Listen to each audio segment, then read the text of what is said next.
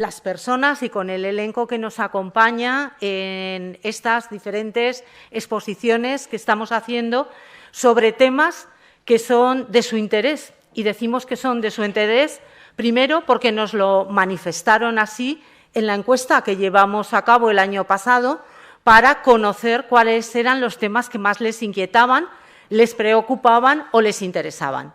Y así hemos ido recorriendo ya durante 2 años consecutivos diferentes temas.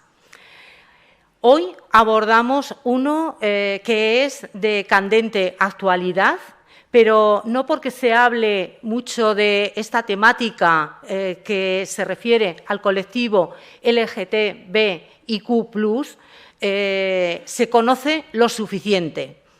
Creemos que es importante contar con personas que nos cuenten su experiencia, que nos alienten a seguir investigando más, conociendo más y, sobre todo, erradicar mitos, tabúes y, como siempre decimos, con la información, con la claridad, con la transparencia, con la genuinidad, con ese componente genuino de quien realmente tiene conocimiento del tema, nos puede ilustrar. Quiero dar las gracias a Ibercaja una vez más por acompañar siempre a ASAPME en este periplo que llevamos desde hace más de 20 años trabajando conjuntamente con Fundación Ibercaja en nuestra labor de divulgar. Gracias también a Fundación Edelvives porque nos apoya en la difusión de todos los eventos que estamos organizando en este ciclo y, sobre todo, les doy las gracias a ustedes, porque realmente su presencia es la que nos alienta a continuar invitando a personas tan referentes como las que les va a presentar ahora mismo mi compañera Cristina Sánchez. Muchas gracias y buenas tardes.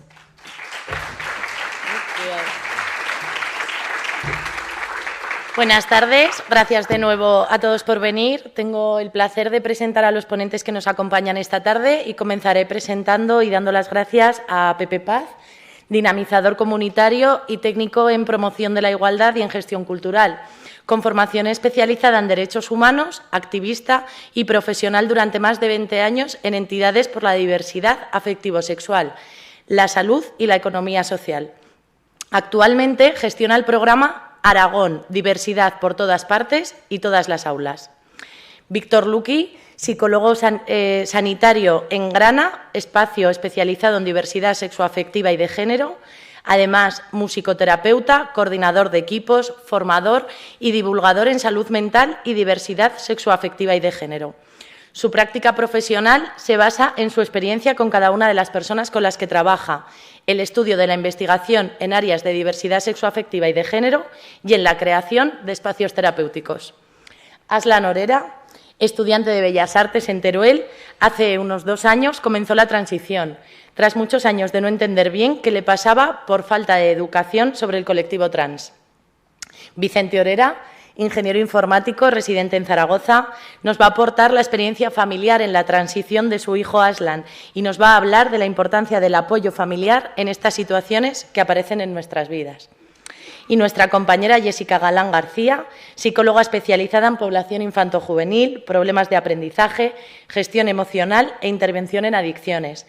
Durante los últimos 5 años ha desarrollado sus capacidades profesionales en un proyecto propio enfocado a valorar y trabajar las dificultades del aprendizaje, integrando a todos los agentes del ámbito educativo. Actualmente también colabora en el Departamento Infanto-Juvenil de ASAPME, realizando intervenciones terapéuticas y formación en centros educativos. Moderará la mesa Manuel Martínez, psicólogo especialista en salud mental infanto-juvenil y coordinador del Departamento de Infancia y Juventud de ASAPME. Dándoos de nuevo las gracias, permitimos que comiencen.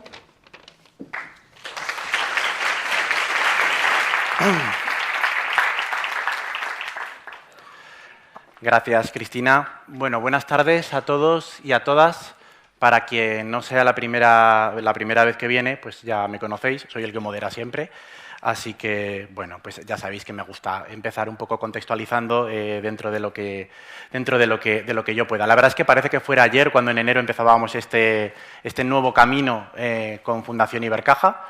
a los cuales agradezco ya para darles las gracias. No vaya a ser que luego se me olvide y me arrepienta cuando llegue a mi casa. Así que gracias a Fundación Ibercaja por darnos este espacio para generar estos nuevos aprendizajes. Mirad, hace 30 años, bueno, 30 no, en realidad en la segunda mitad de la década de los 90, en un colegio normalito de una ciudad a 570 kilómetros de aquí, había una chica, una niña todavía, que estaba terminando la educación primaria y que iba a pasar a la educación secundaria. Esta niña, es verdad que, bueno, la verdad es que tenía la costumbre de jugar con los chicos, al fútbol. Tenía la costumbre de juntarse únicamente, de hecho, con ellos. No tenía especial interés en juntarse con las chicas y demás, pero la verdad es que era feliz. Aparentemente era feliz y las cosas iban bien. Todo cambió cuando llegó la educación secundaria. La educación secundaria comienza a partir de los 12 años, primero de eso. Esta chica, a la cual la gente tenía por costumbre, bueno, decían que era un marimacho, ¿sí? ¿No suena a todos esa acepción? Pues porque tenía conductas típicamente de hombre y se relacionaba con hombres y demás. Empezó a mostrar signos de que algo no iba bien en su día a día. Empezó a faltar, de hecho, bastante a clase. Empezó incluso a tener conductas que sus compañeros y compañeras no acababan de entender. Tuvo una bajada tremenda en sus calificaciones. De hecho, era una grandísima estudiante y empezó a suspender muchísimas asignaturas. Todo era muy, muy extraño. Y, de hecho, bueno, los compañeros y compañeras, en realidad, tampoco hacían nada aparentemente malo. No le pegaban, no le insultaban. Pero esta chica era invisible. Como tenía unos comportamientos un poquito raros, un poquito extraños, pues lo cierto es que ningún chico, ninguna chica quería interactuar porque no sabía muy bien por dónde iba a salir y, bueno, como que daba un poquito de cosa. Sé esto porque, de hecho, yo era uno de esos compañeros de esa chica. Yo era una persona por aquellos años bastante inocente y ya sabéis, normalmente 12, 13 años siempre están los típicos y las típicas que van como más adelantados y saben mucho más de la vida que tú y entonces un buen día aparecen en clase y me dicen a mí, a otros compañeros, que es lesbiana. Yo al principio no tenía ni puñetera idea de lo que quería decir eso. Digo, bueno, pues es lesbiana. Y además no era tan sencillo, ¿no?, enterarse exactamente de lo que era ser lesbiana. Me enteré un tiempo después de lo que significaba ser lesbiana. Y claro, yo decía, desde la inocencia de una persona de 12 años, muy inocente, creedme, digo, bueno, pues qué problema hay, quiero decir.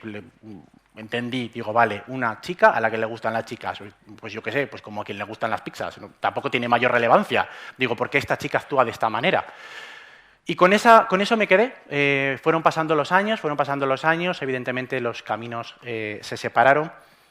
Y lo entendí años más tarde, muchos años más tarde. Conmigo ya viviendo en esta ciudad en la que nos encontramos ahora, me encontré con él. No con ella, con él. Evidentemente no era una persona, no era lesbiana. Tuve la grandísima oportunidad de que, pudimos charlar un rato acerca de aquellos tiempos, de lo que había pasado, y me trasladó, pues cómo lo vivió él. No entendía lo que pasaba, no entendía por qué actuaba como actuaba, no entendía por qué se sentía tan tremendamente mal, no entendía nada. Y de hecho, en ese momento en el que yo me encontré con él, ya pasados los 20 sobradamente, era una persona feliz. Pero para encontrar esa felicidad, para encontrar ese entorno validante, se tuvo que ir a las antípodas, se tuvo que ir a la otra parte del planeta. Tuvo que alejarse de un contexto, el familiar, el escolar y el de los iguales, entre los cuales yo me encontraba, que era tremendamente incompetente e invalidante. El otro día varios amigos me dijeron, jo, pues menuda la charla esta que tenéis el próximo día del ciclo de ASAPME, un poco de politiqueo, ¿no? No sé cómo la vais a llevar y tal. Y dije, no, para nada. Fue lo que me hizo acordarme de esta historia. De politiqueo, nada. Más allá de que podemos entrar en el debate de si la orientación se elige o no, que se podría, más allá de que entremos en temas de ley trans o no, más allá de que se pueda entrar en polarizaciones políticas, que todos sabemos que las hay por doquier, más allá de todo eso, lo cierto es que en esa ciudad, a 570 kilómetros de aquí, ese chico sufrió lo que no está escrito y vivió una infancia y una adolescencia tremendamente invalidante. Y creo, y en eso creo que todos y todas los que estamos aquí estamos de acuerdo, que todas las personas, todos y todas, los niños y las niñas tienen derecho a vivir una infancia en condiciones, a vivir una infancia que merezca la pena ser vivida.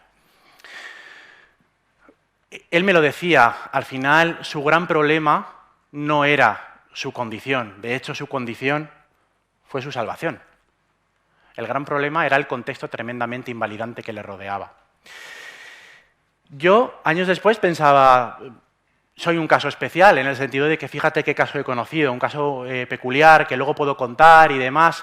Claro, han ido pasando los años, por mi dedicación profesional me he dado cuenta de que para nada es un caso especial. Casos como el de este chico están por todas partes. Están por todas partes. Luego, el problema no lo tienen esos chicos o esas chicas. El problema lo tenemos en el contexto. Y precisamente por historias como estas, que es una historia de millones, estamos hoy aquí, hemos decidido que queremos hablar de este tema, hemos decidido que queremos conocer, queremos aprender para poder empezar a acompañar a las personas que se sienten como este chico a 570 kilómetros de aquí. Así que, bueno, con esta pequeña historia yo os puedo asegurar desde la humildad que no sé qué era lo que habría que haber hecho en aquella época, no tengo ni idea y yo, como todos vosotros y vosotras, estoy aquí para aprender, aunque tenga un micrófono y me dedique a hacer preguntas. Soy uno más, soy una más y a partir de ahora, si os parece, vamos a escuchar lo que tengan que decir los intervinientes. ¿De acuerdo? Bienvenidos y bienvenidas.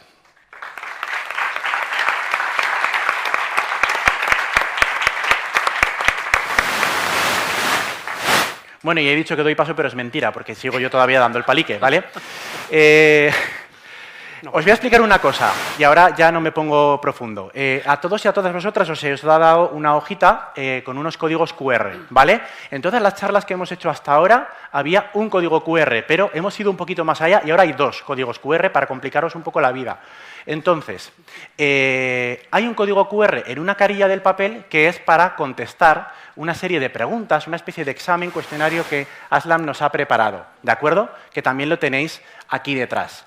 A partir de los próximos minutos empezaremos a poner esas preguntas según la vayáis contestando para mirar a ver, sondear un poco por dónde van las opiniones, el sentir, la manera de pensar de la gente. Lo de la otra cara es para cuando acabemos, ¿vale? Es una encuesta de satisfacción que se puede hacer por escrito o se puede hacer en el Mentimeter y ahí tenéis que poner que todo muy bien, ¿vale? Pero eso es al acabar, ¿de acuerdo? Entonces, si os parece, empezamos con las preguntas estas de mi compañera Silvia, que está por ahí arriba. Ah, hola, ¿qué tal? Yo también lo voy a hacer, porque tengo mucho interés en ir contestando estas preguntas. Así que vamos contestando. Vamos con la primera, Silvia.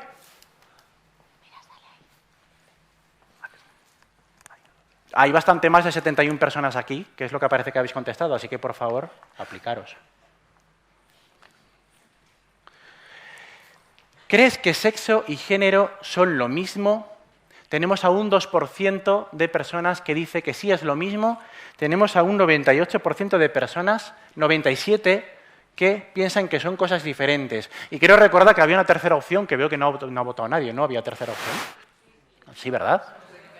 Ah, no sé de qué me hablas. Hombre, bueno, si estamos aquí, bueno, pues... ¿Podemos pasar a la siguiente, Silvia?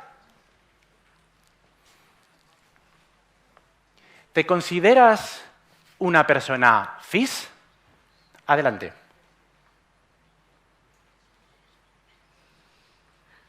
No vale copiar, ¿eh? Hay gente infiltrada de la asociación por ahí que está apuntando a las personas que estáis copiando unos a otros. Bien, esa bajada de luz, muy buena.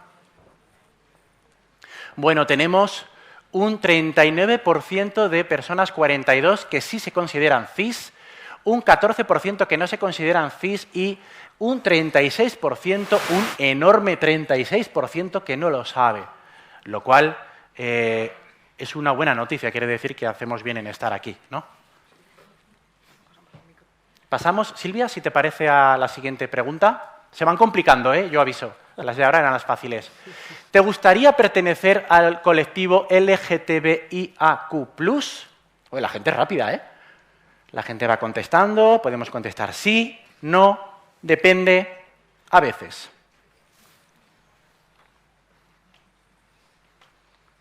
¿34% de sís, 31% de nos, 11% a veces, 17% depende. Cómo mola, ¿eh? Esto de ir viendo cómo van cambiando los quesitos.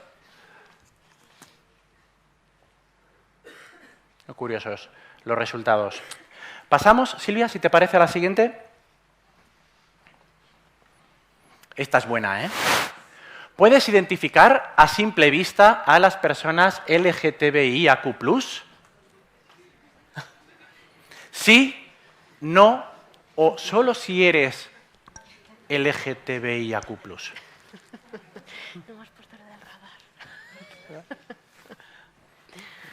Tenemos un 88% de noes, 9% de sí. Me encantaría que ese 11% de sí saliera aquí, ¿verdad? Si empezara, sería divertido. Y un 3% solo si eres LGTBIAQ+, que bajo ese porcentaje. Pensaba yo que iba a salir más alto. Es como un mito, ¿no? Bastante... Bueno, perdón, que no tengo yo que desvelar nada. ¿Pasamos, Silvia? ¿Cuál es la diferencia entre identidad de género y orientación sexual? No tiene nada que ver, es una de las opciones, son lo mismo.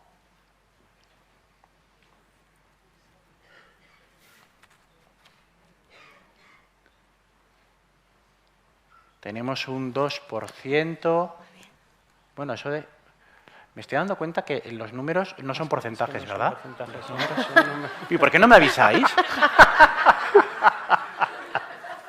Yo aquí hablando de porcentajes todo el rato. El jiji todo el rato era por eso, ¿no? Vale. Pues tenemos 103 personas que consideran que no tiene nada que ver y 5 personas que consideran que son lo mismo. Bueno, parece que hay bastante unanimidad, además de reírse de mí. ¿Nos queda una o dos, Aslam? 2, creo. ¿2? Pues venga, vamos con la penúltima. Siempre han existido géneros fuera del binarismo. Esto no es una pregunta, es una afirmación. Contestamos sí, no o me estalla la cabeza.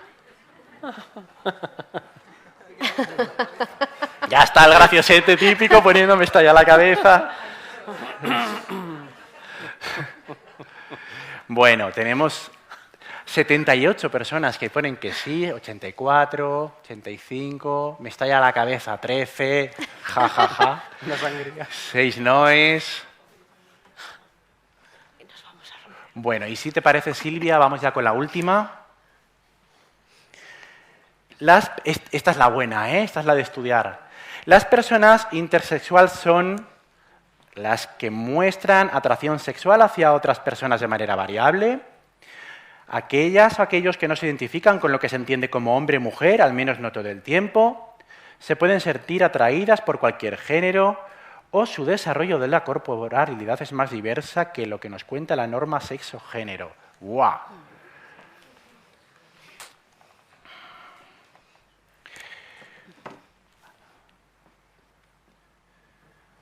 No las voy a volver a leer, pero parece que la opción esa verde pistacho, su desarrollo de la corporalidad es más diversa que lo que nos cuenta la norma sexo-género.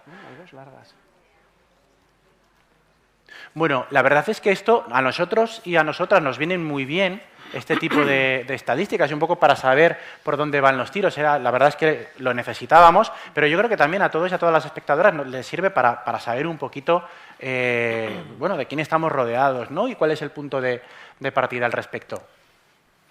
Evidentemente, nuestra idea, a partir de ahora, es, creo que además lo decía Pepe el otro día, que nadie de los que estamos aquí necesitemos un diccionario LGTBIQ+, para saber de lo que estamos hablando, ¿de acuerdo? Vamos a intentar que todos los conceptos de los que hablemos sean sencillos, fáciles de entender y que de verdad lo que vayamos a hablar aquí a partir de ahora, pues bueno, pues nos sirva, ¿no?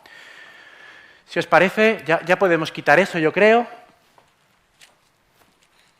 O no, como queráis. Bueno, yo, si os parece, empiezo a explicar un poquito cómo son... No, eso todavía no, ¿eh? Cómo es la dinámica. Como ya hemos hablado, tenemos poquito tiempo, ¿vale?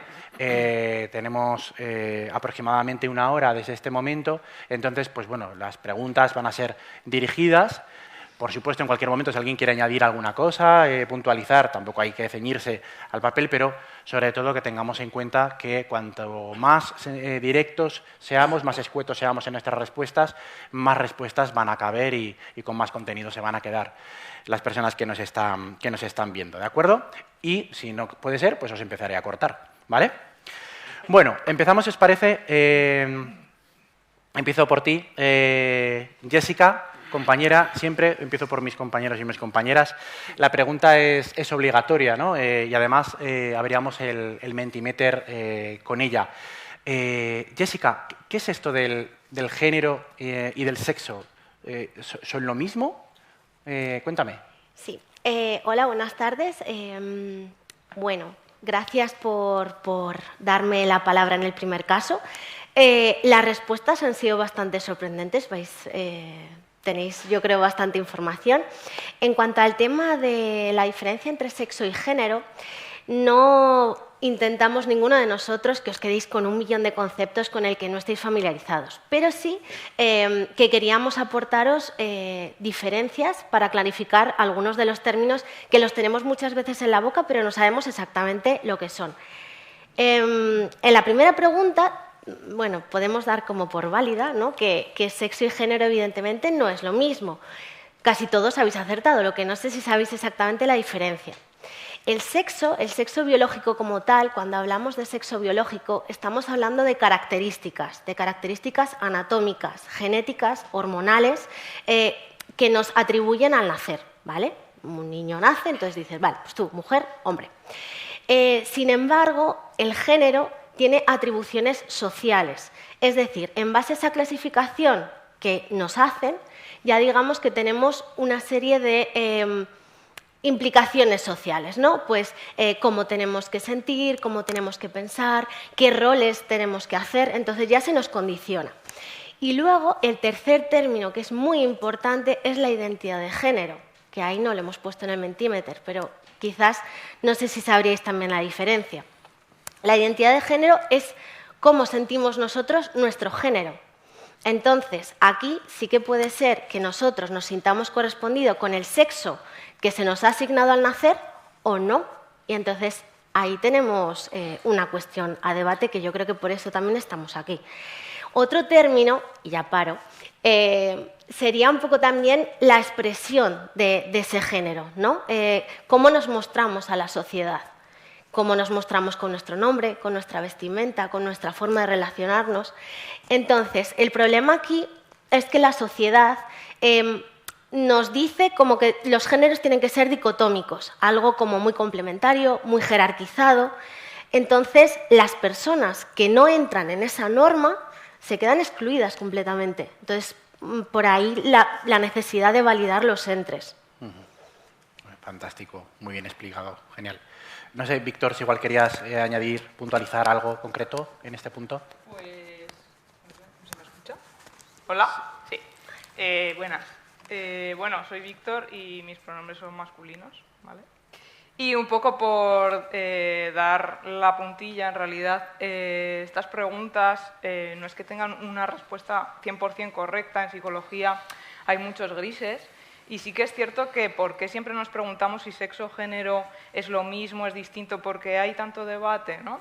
Sí que es cierto que la explicación que ha aportado Jessica, ¿no?, es una explicación que nos permite entender de manera plural pues muchas formas de vivir la diversidad sexoafectiva y de género. Pero ¿por qué hay este debate, no? Bueno, pues porque al final, de cara a lo general, sexo es una palabra que se utiliza también para hablar del sexo que se hace, y ahí entraríamos en la erótica, en las relaciones. También se utiliza para hablar como el sexo que se es, que es cuando entra en conflicto con el género, ¿no? Porque, bueno, al final, género es, en psicología hablamos de muchas cosas que son invisibles, como puede ser el amor o la ansiedad. Género es algo que es invisible, es un término invisible, y recoge un poco pues la identidad, el quiénes somos, qué atracción nos mueve hacia relacionarnos con según qué personas u otras. Nos mueve también, o sea, recoge también cómo expresamos todo esto, y también la corporalidad, que va más allá de los genitales, ¿no? Por eso también todo esto que es género, a veces, según qué perspectiva, según qué profesionales, incluso de sexología, hablan de que sexo también es lo que se es, y recogen todo este término. Por eso hay ese debate y esa confusión, ¿no? Y en mi caso, como profesional, pues explico todo esto para que la persona pues, pueda explorarse y pueda poner esa coletilla en identidad de sexo-género. Habrá personas que hablen de identidad sexual y otras personas de identidad de género. Y en todos los casos es fundamental escuchar cómo esa persona se está explicando, y pues bueno, para que podamos entender también su biografía. Entender la biografía, que es yo creo que el punto de partida, ¿no? Independientemente de que hablemos de marcos conceptuales, al final estamos hablando de personas. En tu caso concreto, Aslan, ¿qué tal? Buenas tardes. Claro, estamos poniendo estos marcos, pero al final los marcos están al servicio del bienestar de la persona. En tu caso, Aslan, ¿cómo fue conocer lo que acaban de explicar cada uno a su manera? Jessica, Víctor, ¿cómo fue estar en contacto con todo esto? ¿Cómo lo viviste? Pues fue un poco el ver que me podía salir de ese marco normativo que es que si naces de una forma se te asigna un género, eres de ese género, y fue darme cuenta que podía salir de él y que realmente yo no estaba dentro de esa normativa. Sí, que existía esa posibilidad, ¿no? Y que esa posibilidad había mucha gente, ¿no? dentro de ello. Y Vicente, ¿qué tal? Veo que tú tienes un micrófono VIP, ¿no? Sí, buenas tardes. Buenas tardes a todos y todes. Gracias por darnos esta oportunidad de explicarnos nuestra experiencia. Pues, como salía en el Mentimeter, esa expresión describiría cómo nuestra familia, en conjunto, unida, gestiona esto. Bloqueo, te estalla la cabeza. ¿Qué es esto? ¿De qué hablamos? Y, pues afortunadamente, he de decir que en el entorno de gente que conozco gente diversa, conozco personas del mundo LGTBI, AQ+, etc. Conozco gente y, pues con la gente más cercana, con esta gente que entra, parte de esta diversidad que vemos, bueno, que intentamos visibilizar, pues exponemos lo que nos pasa.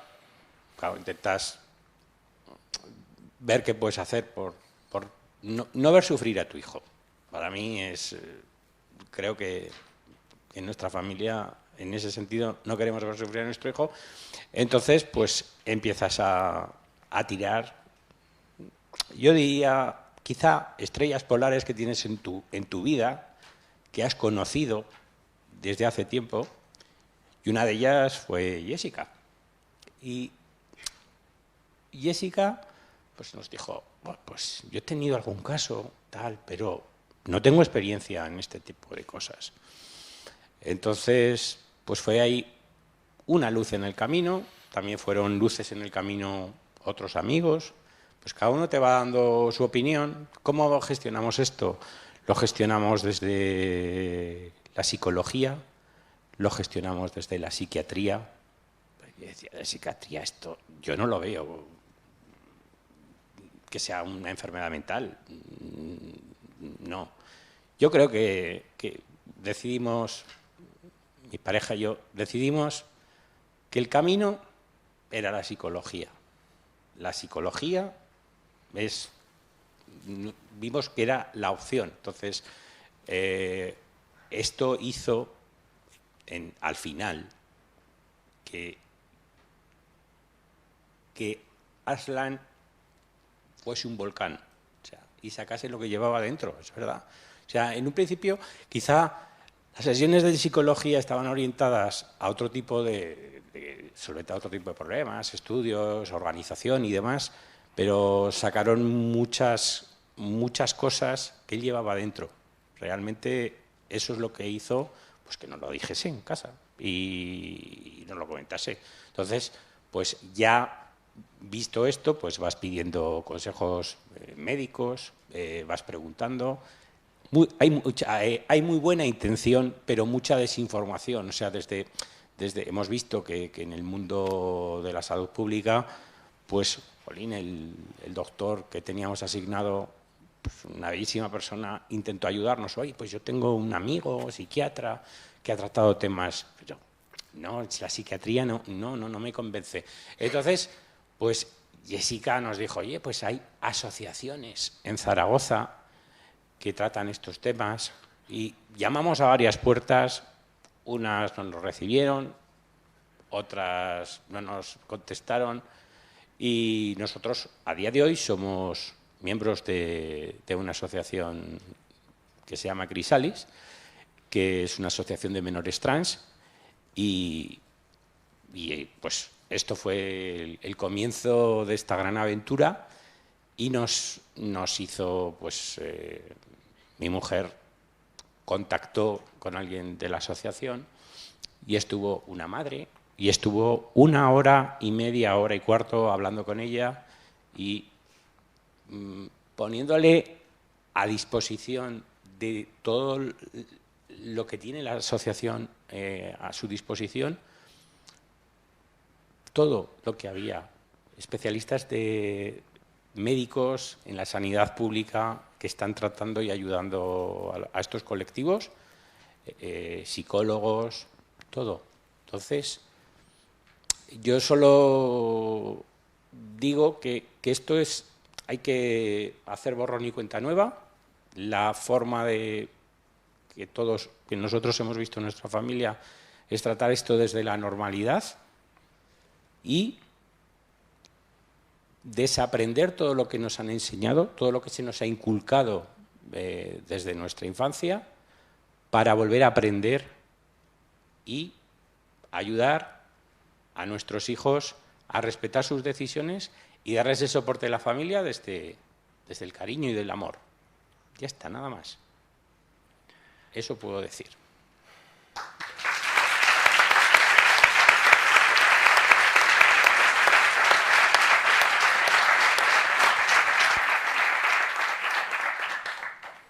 Pues ya está, ya hemos terminado. Muchísimas gracias. Por aquí ya ha habido alguna lágrima por mi izquierda saliendo, lo cual es fantástico y comprensible. Claro, dentro de estas historias en primera persona, Víctor, yo te quería preguntar, porque una de las cosas que más suspicacia genera entre las personas de la calle, ¿no? Que igual tenemos en general un desconocimiento de todo esto, es que hay una gran cantidad de terminologías y una gran cantidad de etiquetas que muchas veces irremediablemente surgen a raíz de poner este marco que poníais Jessica y tú. Yo lo que quiero saber es si de verdad, desde tu punto de vista profesional, esas etiquetas son necesarias, ayudan a las personas. Teniendo en cuenta que me llama la atención que utilizamos la palabra etiquetas para hablar de palabras concretas que tienen que ver sobre todo con palabras que son importantes para las personas LGTBIAQ+. cuando la palabra como concepto desde la psicología es importante para poder definir y para poder contarnos, explicarnos y mostrarnos. En esa medida, las palabras siempre son importantes y es fundamental que se conozcan y que se utilicen de una manera natural. Igual que las palabras, el lenguaje inclusivo para que las personas se puedan nombrar y puedan nombrar exactamente lo que les está pasando, puedan poner un suelo en su identidad para poder pisar, puedan saber exactamente su atracción, en qué medida explorarla, porque además de una atracción sexual hay otro tipo de atracciones, ¿no? De todos esos términos nos abren puertas a lugares que nos permiten crecer y desarrollarnos de manera libre. En ese sentido es importante. Sí que es cierto que hay una parte, ¿no?, en el que conforme las personas están descubriendo muchas palabras puede haber situaciones de ansiedad ante, ostras, ¿soy esto o soy lo otro?, ¿no? Porque claro, en esta sociedad occidental tenemos unos términos, pero si nos vamos a otras culturas y a otros momentos, quizás no hablaríamos de personas trans, quizás hablaríamos de muses o quizás hablaríamos de otros términos. En cualquier caso, son términos que se utilizan para explicarnos y explicarse, así que en ese sentido, ¿cómo no van a ser importantes, ¿no? Y me llama la atención también porque cuando una persona está embarazada y le preguntamos ¿es niño o niña? Nadie se exalta diciendo, ostras, esto es una etiqueta, ¿no? Y aquí estamos poniendo un montón de expectativas. Y en sí mismo también es una etiqueta, ¿no? Igual que existe la palabra mesa para delimitar este concepto, ¿no?, que tenemos aquí delante. Pues lo mismo. Sí, un poco en la línea de lo que decía Vicente, ¿no?, de desaprender según qué cosas para aprender otras nuevas. Aslan, ¿es necesario saber si somos cis o trans? Yo creo que es importante para uno mismo, porque en mi caso, por ejemplo, descubrir que era trans y aceptarlo fue como ponerle nombre y solución a un problema que no sabía del todo ni siquiera qué era. Pero también es importante que no debemos presionarnos a saber ahora si soy cis, soy trans. Hay tiempo para descubrirlo. De acuerdo. Vale, si os parece, vamos a ir un paso más allá, vamos a ir un poco a la esfera social. Pepe, ¿qué tal? Buenas tardes, bien. Por fin te toca debutar. Llevas más de 20 años, he oído antes, observando y estudiando la evolución de la sociedad en todos estos aspectos de los que estamos hablando hoy. ¿Cuáles son, a tu modo de ver, los motivos por los cuales no siempre se acepta esa diversidad en la manera de entenderse a uno mismo, en la manera de vivir nuestra identidad o nuestra orientación sexual? Pues mira, me alegro que me hagas esa pregunta, que se suele decir, porque a mí me gustaría un poco como darle la vuelta al foco y plantearnos no tanto cuáles son los problemas que tienen esas personas trans, esas personas lesbianas, gays, tal, sino y qué problema colectivo de salud mental tenemos para estar bloqueados y bloqueadas a aceptar a la gente como nos transmite que se quiere llamar, como que se quiere vestir, como quiere amar y cómo se identifica, ¿no? ¿Qué es lo que nos pasa ahí, ¿no? Que al final yo creo que es casi como lo más importante. Y ahí yo creo que funcionan dos mecanismos. Por un lado está, digamos, el de toda la vida, el de que, bueno, en todas las sociedades las cuestiones relativas con el sexo, con el género, con la reproducción también, con nuestras relaciones, con las familias, pues quienes tenían poder suficiente para intentar organizar la sociedad de una manera determinada en los planos sociales y económicos, pues les interesaba un tipo de catalogación de nombres, de identidades que sí eran correctas, de orientaciones que sí se podían aceptar y de otras que no, porque eso generaba un tipo de familias, un tipo de organización social que convenía y que es distinta en cada sociedad. Nos hablaba antes Víctor de que hay otras sociedades donde se leen otros más números de géneros o bueno, incluso en la sociedad europea, en otras épocas, en la época clásica, por ejemplo, se han admitido determinadas, no todas, pero determinadas formas de relación homosexual, ¿no? Bueno, pues esto es una parte que es muy importante y que, queramos que no, pues a lo largo del tiempo, pues en Europa, en nuestra sociedad occidental, marcó como solo válida la heterosexualidad y como solo válida una división súper rígida de los géneros, hombres y mujeres. Esa conscripción ahí a esa división tan rígida, afortunadamente, a lo largo del tiempo, pues podríamos hablar de a partir del siglo XIX, XX, también con la evolución de los movimientos sociales, se va consiguiendo, digamos, que se empiece a relajar y se empiecen a aceptar como derechos el derecho a tener identidades diversas respecto a eso, a tener otras orientaciones. Aquí hay que decir que con un considerable retraso debido a una dictadura de 40 años, pero digamos que estábamos en un proceso ahí bastante al menos de progreso, ¿no? En una dirección adecuada. Pero el tema es que hay un segundo mecanismo, que ese segundo mecanismo no es que nos lo hayamos inventado ahora, que es el mecanismo de la creación del enemigo, ¿no? De la misma manera que por ejemplo, los gobiernos crean enemigos exteriores, y lo vemos en cualquier guerra, lo vemos ahora en lo que hace Putin, ¿no? Por ejemplo, pues también existe el mecanismo de la creación del enemigo interior, que al final es lo que explica o lo que está presente en los años 30 del siglo pasado en Alemania, cuando los nazis empiezan a decirle a la población, no, la culpable de tu situación, de tus problemas sociales o económicos son la comunidad judía, son la población LGTB, son los gitanos, y esa manera de cohesionar a la población en vez de para resolver sus problemas, para enfocar el odio sobre determinadas comunidades. Bueno, eso pasó entonces y sabemos las consecuencias que tuvo. Ahora no nos van a llevar a ningún campo de concentración, aunque, por ejemplo, hay conflictos en este momento en la Unión Europea con legislaciones explícitamente discriminatorias de Hungría, por ejemplo,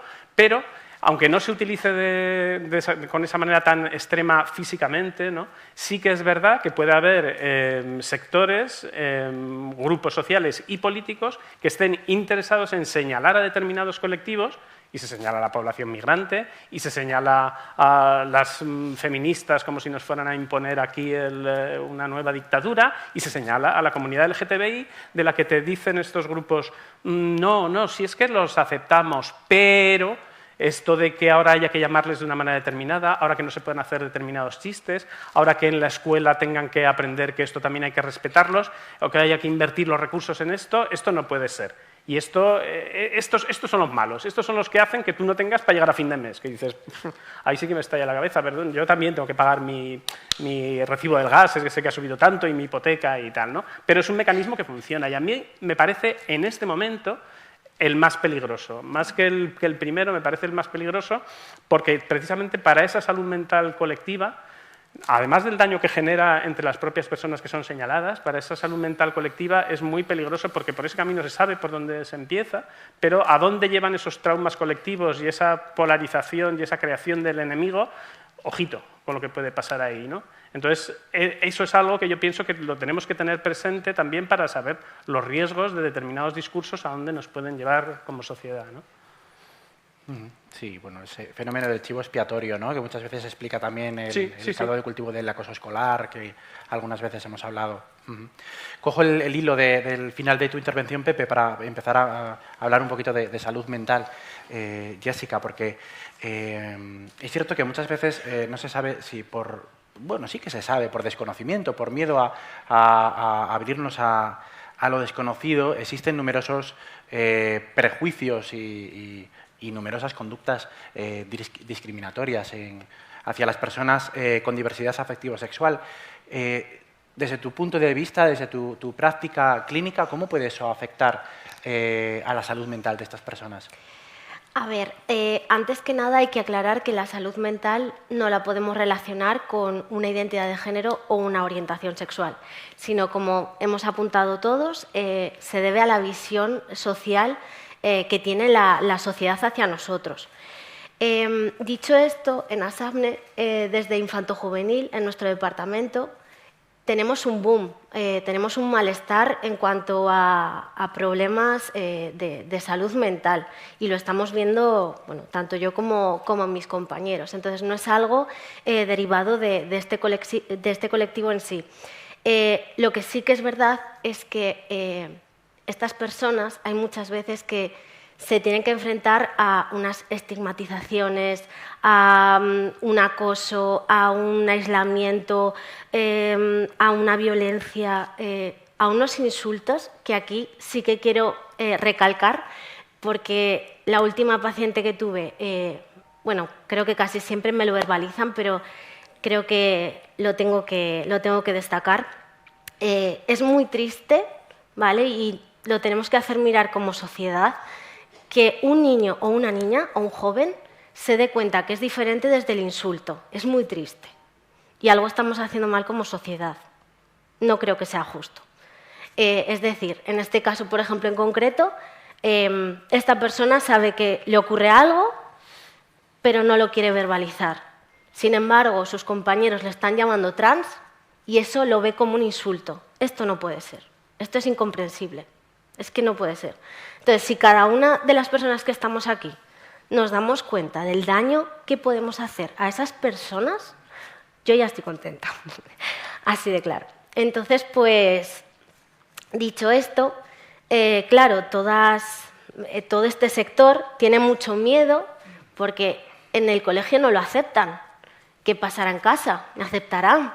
Claro, ¿cómo nos llegan a consulta? Pues esto deriva en problemas de ansiedad, en aislamiento social, en autolesiones, en depresión, en trastornos alimenticios. Entonces, claro, hay muchas veces que los padres nos vienen con esto y empezamos a rascar, nada, un poquito, solamente con decirle una palabra ya, ¡boom! Entonces, yo creo que es muy importante el que nos lo hagamos mirar como sociedad. Como decía antes Pepe también, el enfocarlo en la sociedad. Sin duda. Y por cambiar al otro profesional de la psicología, Víctor, ¿cómo acompañáis en el trabajo terapéutico en estos procesos? Y aprovecho para unir con otra pregunta. ¿Qué hay de las terapias de conversión? ¿Cómo las podemos localizar, ¿no? Vale, muchas preguntas. Muchas. Vale, bueno, por un lado, acompañar, pues bueno, desde el estar, desde escuchar la biografía y desde entender también las especificidades y las necesidades de la persona. En ningún momento invalidar los términos, las palabras con las que la persona está trabajando, o sea, está exponiendo su biografía, ¿no? Al final, como profesionales, tenemos una responsabilidad que es que nuestra palabra, de alguna manera, tiene un estatus y la persona que tenemos delante está mostrando su mayor vulnerabilidad y, sobre todo, nos está confiando, está dándonos su confianza, que es algo muy valioso, ¿no? Entonces, desde ahí, con el respeto de escuchar y no dar nada por sentado, preguntar en muchas ocasiones. Respecto a las terapias de conversión, ¿no? Un poco a veces nos planteamos que parece una cosa como de hace mucho tiempo y si realmente existe. Realmente existe, sí, a día de hoy existe tanto que hay una asociación en España que se llama No es Terapia y que, pues bueno, trabaja justamente para denunciar todo el tipo de terapias que son terapias de conversión.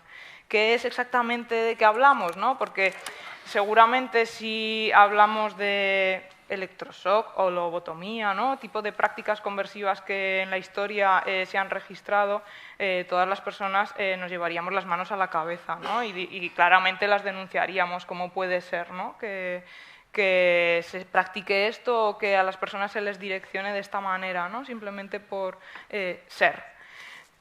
Pues bien, esto es claro, señalable, pero hay otros grises, hay un mundo de grises en el que justamente, precisamente porque lo que entendemos como la configuración de lo que entendemos socialmente como un hombre y que es súper rígida y lo que entendemos como configuración de mujer y es súper rígida, lo tenemos tan atravesado y tan internalizado dentro de nosotros que no somos capaces a veces de poder visibilizar esas violencias. Y esto también se traduce un poco en el tema del bullying homotransfóbico, ¿no? Que, pues bueno, hay maneras de discriminar que no son visibles para las personas que tienen que ser agentes de seguridad.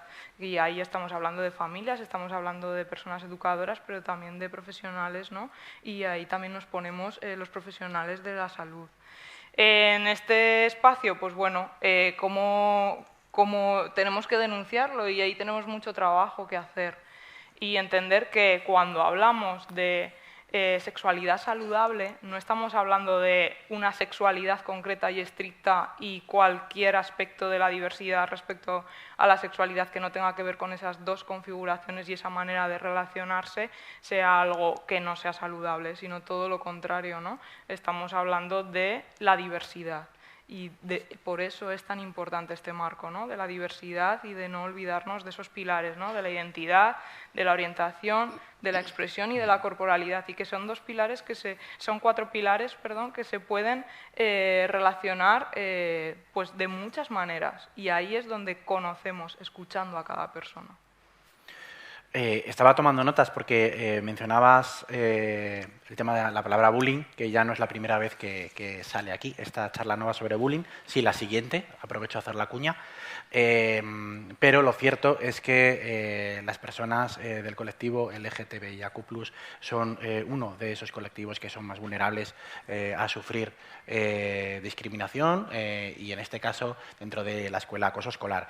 Y hablabas de un bullying invisible, ¿no? Un bullying que a los agentes protectores resulta invisible. Precisamente para eso, y porque ahora vamos a empezar un poquito a hablar más de estos temas, tenemos un vídeo, bueno, creo que tenemos un vídeo preparado que yo creo que visibiliza un poco cómo en primera persona se puede vivir este tipo de situaciones. No os acomodéis, que no es muy largo, ¿eh? Qui a fait ça?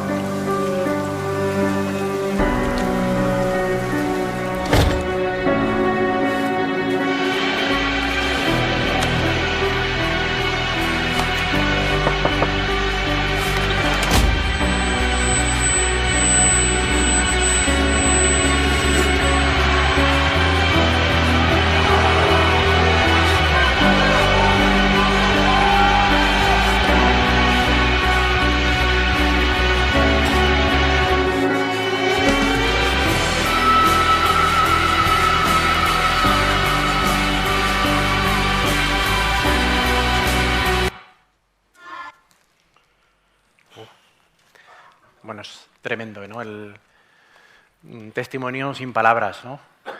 Asla, me interesa especialmente ahora, después de este vídeo, saber tu punto de vista, cómo viven las personas del colectivo LGTBIQ+ a día de hoy en un centro educativo. ¿Cómo se vive esto en la educación primaria, en la educación secundaria? ¿Qué está bien y qué falta?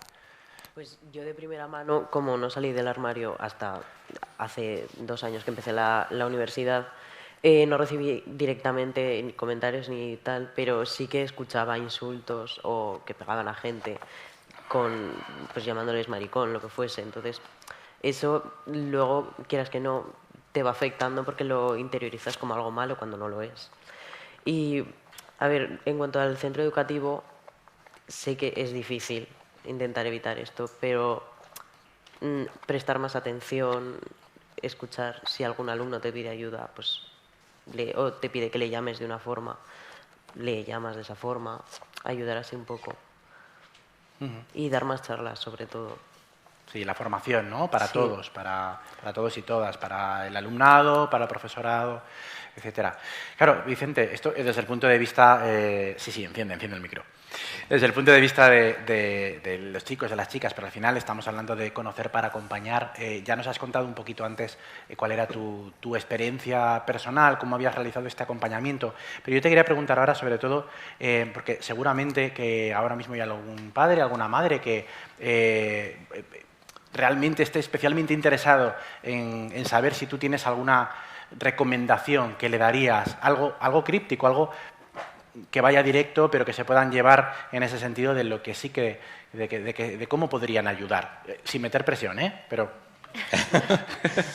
Pues yo les diría que traten este tema desde la normalidad y que le den una visibilidad normal, simplemente.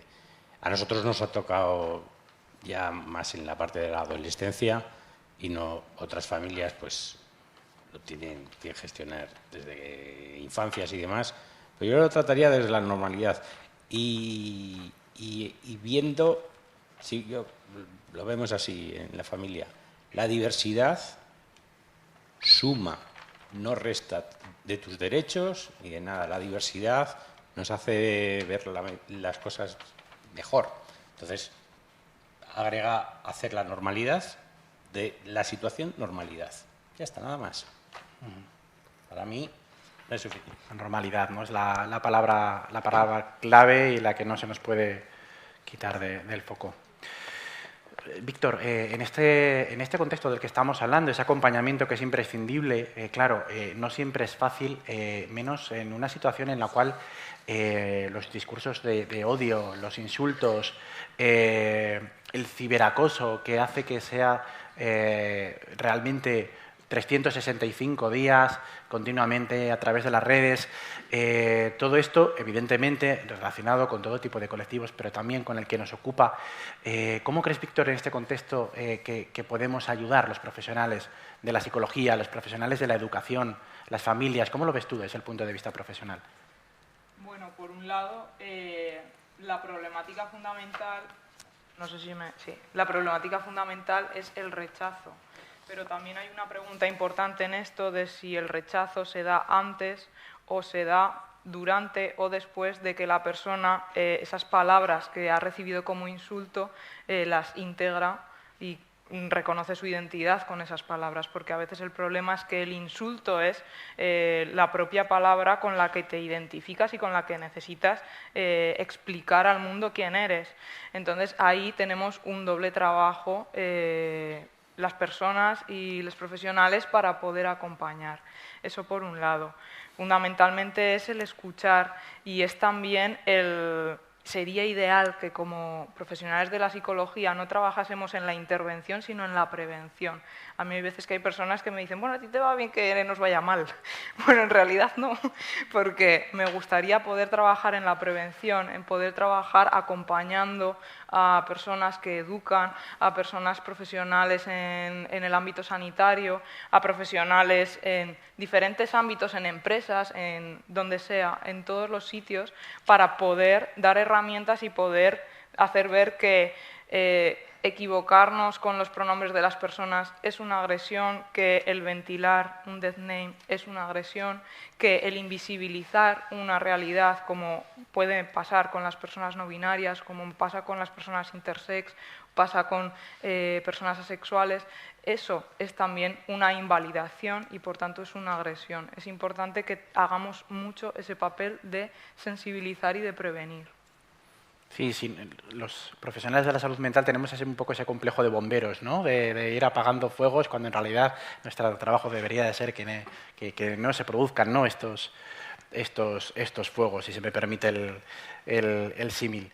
Pepe, llevamos un buen rato hablando, poniendo el foco sobre todo en la identidad y la expresión de género, pero me gustaría también dedicar un rato a hablar de las personas con diversidad en la orientación sexual. ¿Qué observáis desde las entidades que trabajáis en estos temas? ¿Se normaliza? ¿Se ha avanzado más que en otros contextos? ¿O queda mucho por hacer? A ver, si hablamos pues por ejemplo, del los ámbitos escolares o de los centros de enseñanza o así, yo creo que sí, que es bastante distinto. Quiero decir que en este momento las resistencias o las agresiones más explícitas en el trato, en las discriminaciones y tal, tienen que ver con la identidad. De todas formas, a mí sí que me gustaría como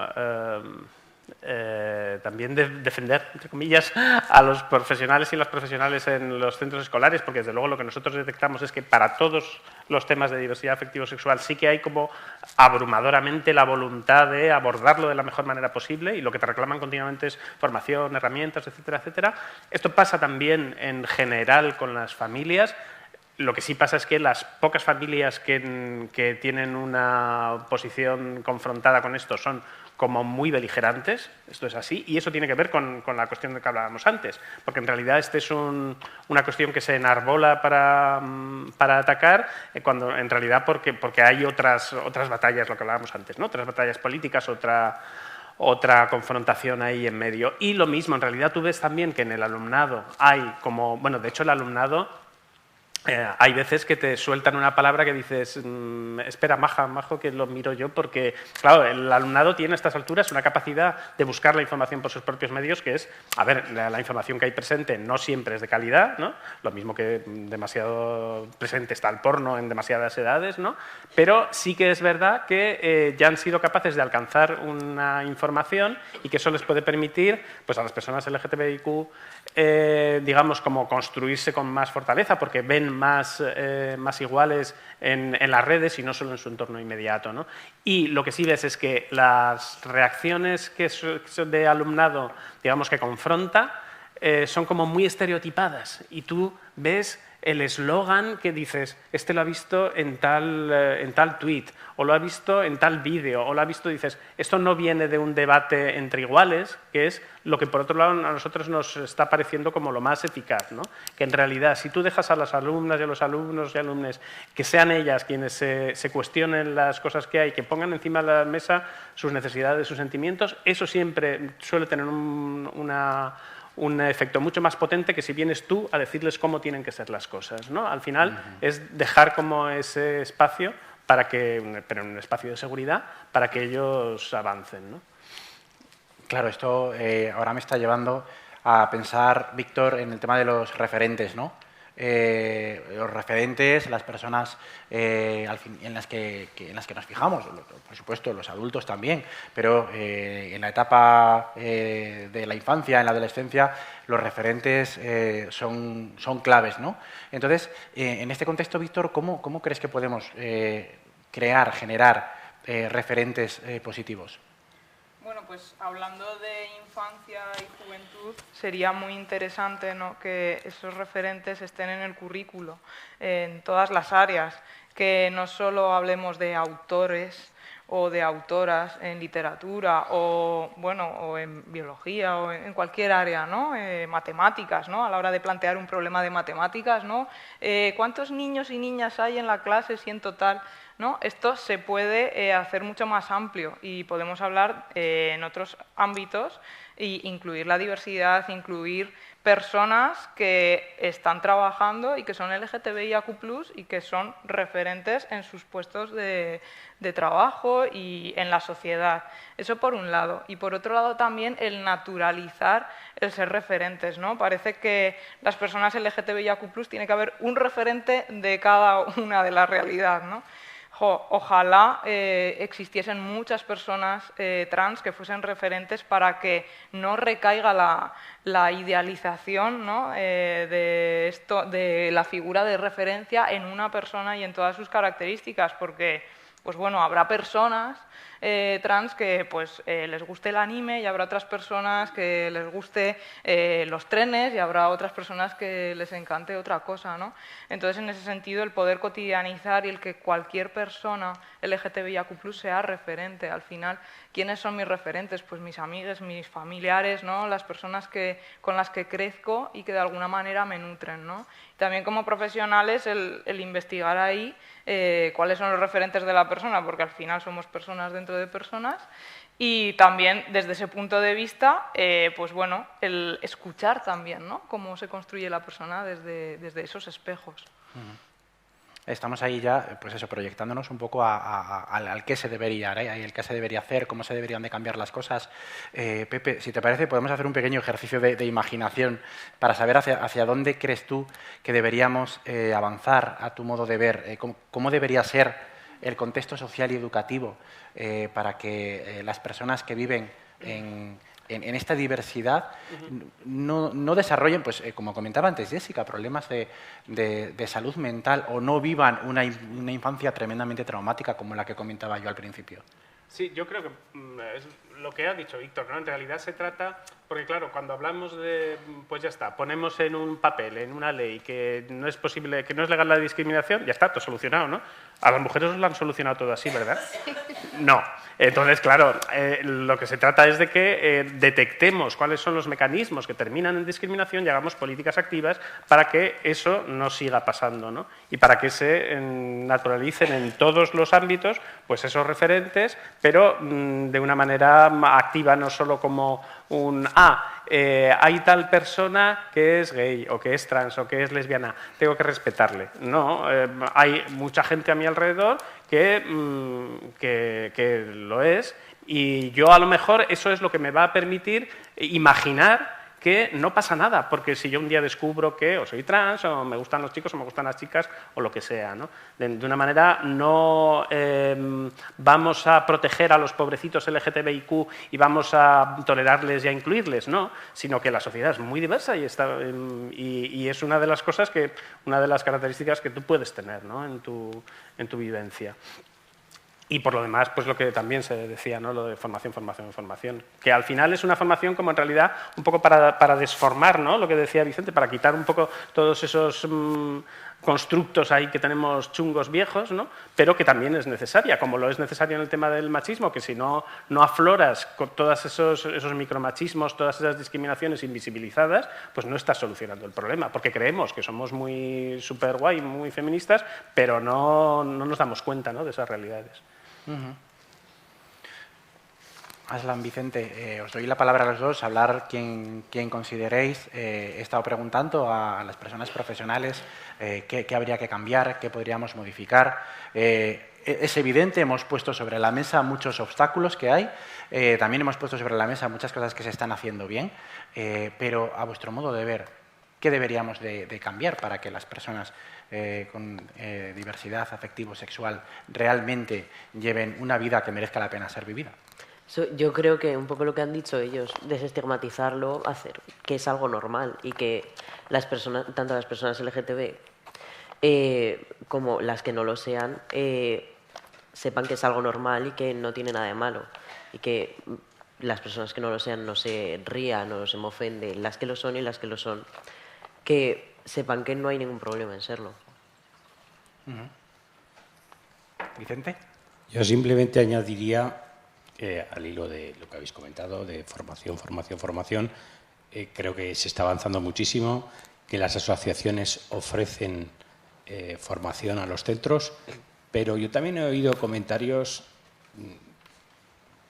en el trabajo, compañeros y tal, esto a los chicos esto es una pérdida de tiempo, que les cuenten estas tonterías, tienen que estar, más les vale ya aprender a multiplicar o lo que sea. Entonces, esa gente yo creo que también no va a ir a las formaciones, esos familiares no van a ir a las formaciones. Yo creo que la gente, los familiares van a ir a las formaciones, la gente que está interesada, que está intrigada, pero hay también sectores reactivos que piensan que para qué vas a perder el tiempo de esto y vamos a centrarnos en otras cosas. Yo pues intentaría luchar por normalizar eso, nada más. Sí, interesante. Quizás es una lucha de varias generaciones, ¿no? No sé, ¿qué opináis al respecto? Sí, ¿verdad? Pepe, ¿qué? Esto no es una cosa que se acabe, quiero decir, que todo el tiempo y a medida además que cambian las relaciones sociales, pues se dan los mecanismos de los que hablaba antes, se repiten de una manera u otra con distintos colectivos, ¿no? Todos los derechos y todas las relaciones sanas y que nos permitan vivir con libertad es algo que hay que ir cuidando y ante lo que pueden ir surgiendo amenazas, ¿no? Esto... Claro, ahora me estoy poniendo en el foco de esas personas, ¿no?, que pueden estar aquí escuchando esta mesa redonda y queriendo conocer los testimonios y recursos en primera persona. Pepe, para la gente que tiene la intención de realizar este acompañamiento en Zaragoza capital o en Aragón, si te parece, como comunidad autónoma, ¿qué recursos existen? Vale.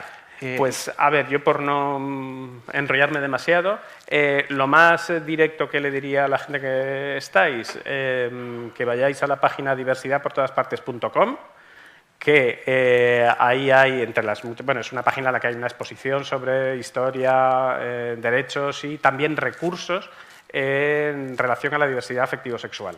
Y entonces una de las cosas que hay es una guía en PDF con recursos actualizados, que los vamos actualizando cada año, y que, por cierto, hemos dejado unos cuantos ejemplares en papel en la puerta, si cuando salgáis alguien los quiere coger. Bueno, y ahí hay tanto los servicios, porque hay, bueno, esto está en relación con que en Aragón tenemos dos leyes para simplificar, la ley trans y la ley LGTBI, las leyes 4 y 18, ya de 2018, hace 5 años, que no solo implementan unos derechos explícitos en salud, en trabajo, en educación, sino también unas políticas activas en todas esas áreas por parte de la Administración, que está obligada a implementarlas. Y eso ha significado que también el Gobierno de Aragón vaya creando algunos servicios que son accesibles para toda la población. Hay un servicio de atención jurídica, hay un servicio de atención psicológica, hay un servicio en general para casos de discriminación de cualquier tipo. Bueno, hay también servicios más específicos. Entonces, todo eso viene en esta guía, o se puede pedir la información en el espacio de no discriminación del Gobierno de Aragón. Y también hay, como se decía antes, hay un rico tejido asociativo por la diversidad afectivo-sexual en Aragón. Hay asociaciones de familiares de personas trans, hay asociaciones que nos dedicamos más a la generalidad de la diversidad afectivo-sexual, como Towanda, como Magenta, como Somos. También hay un par de clubs deportivos, hay también organizaciones en el territorio, en Borja, en Huesca, en Teruel. Toda esa información está ahí recogida y yo pienso que es algo que va cambiando con el tiempo, pero que puede ser recursos muy útiles para todo el mundo. Y también ahí en esa guía pues, se encuentran pues, recursos educativos, audiovisuales, etcétera, ¿no? Es una cosa que tiene que seguir avanzando y que esperemos que después de las próximas elecciones se siga manteniendo, porque se siga considerando, como entendemos que se considerará, porque las leyes aragonesas se aprobaron por unanimidad, que esos recursos tienen que seguir a disposición de todo el mundo, porque la diversidad afectivo-sexual es una riqueza de toda la sociedad, no de las LGTBQIA+. Bueno, no son ni 2 ni 3 recursos, son unos cuantos. No sé si habrán tenido tanta eso para escribir, pero como bien sabéis, esto va a quedar grabado en nuestro canal de YouTube, así que se lo pueden ver varias veces para coger todos los recursos. Vamos a ir finalizando. A mí sí que me gustaría, Víctor, si te parece, preguntarte. En los últimos años es verdad que está en la calle, ¿no? Hay un debate muy intenso en medios, en redes sociales, en el Congreso, acerca de la diversidad afectivo-sexual, incluso de las regulaciones al respecto. Sin necesidad de meternos en temas políticos, que como hemos dicho no nos resulta necesario, sí que a mí personalmente me llama la atención y que se me entienda los términos que hablar de la diversidad afectivo-sexual se presente como un problema, algo a arreglar, algo a solucionar. Creo que tienes algo que decir, ¿no?, al respecto de esto. Bueno, llama la atención muchas veces cuando nos plantean preguntas en entrevistas, ¿no?, que generalmente es como que la diversidad se entiende como antónimo de lo normal y por tanto tiene este carácter de problema, de algo que parece que haya que ponernos a solucionar, ¿no? Incluso cuando se nos pregunta, no sé si Jessica también habrás percibido esto, ¿no?, de parece que a ver qué hacéis, ¿no?, con las personas LGTBIQ+. En realidad, nadie se pregunta si hay un problema con las personas que son hetero, que son cis, que cumplen esta relación de hombre que desea y se atrae sexualmente a una mujer, entendiendo a un hombre, ¿no?, con lo que el imaginario social histórico lo entiende, y a una mujer con lo mismo, ¿no? No hay este planteamiento.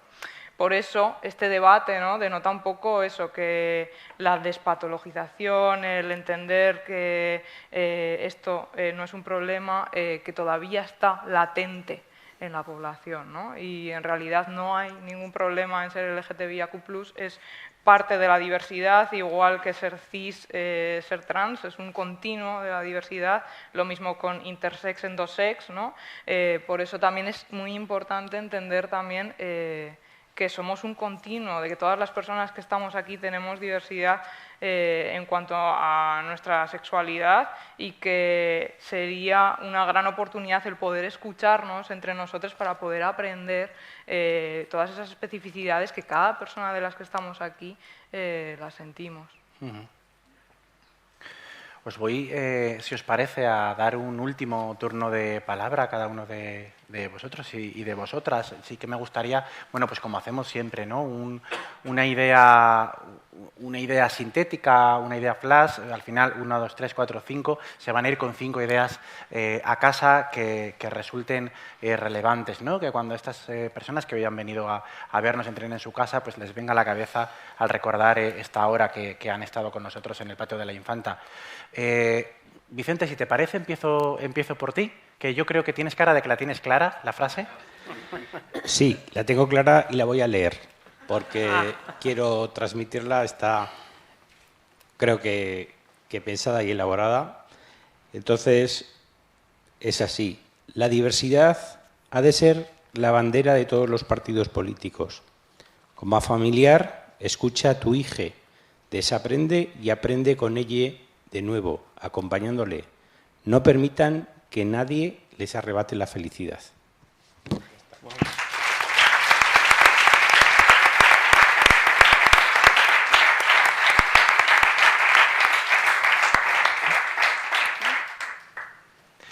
Aslam. Yo creo que al fin y al cabo lo más importante es respetar a todo el mundo y aceptar que hay diversidad y que hay personas de todo tipo y que eso, sobre todo respetar y escuchar lo que tienen que decir. Gracias.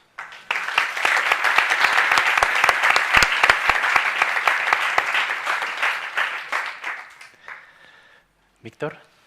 Bueno, pues yo desde Grana siempre lanzo el mensaje de no demos por sentado la identidad, la expresión, la orientación y la corporalidad de las personas. Todas son válidas y todas necesitan ser descubiertas para poder desarrollarse.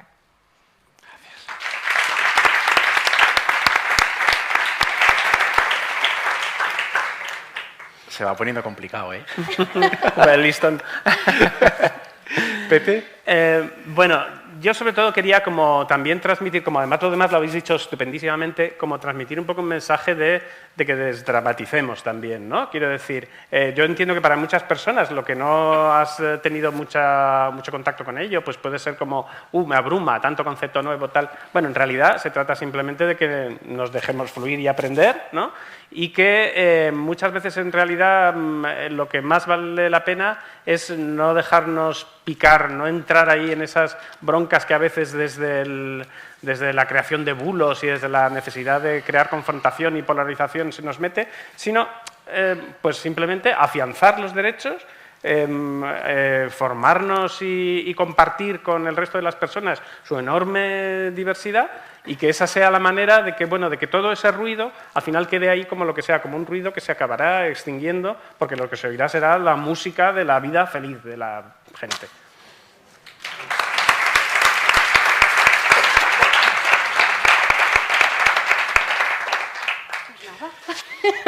Jessica, remátalo tú. Vale. Bueno, por lo menos me he podido reponer un poco, sobre todo, escuchar a Vicente. Yo quiero, sobre todo, reflejar que seamos o no profesionales de diferentes campos, todo el mundo como persona puede hacer algo, ¿vale? Y todo el mundo podemos ser refugio de otra persona. Aportar calidez, aportar mimo, aportar escucha, que quizás simplemente quieren que se les escuche. Y me había apuntado una frase, que la ha dicho ya Vicente, entonces no la voy a repetir, pero creo que al final Todo se trata de encontrarse, de escuchar, hablar y seguir hablando.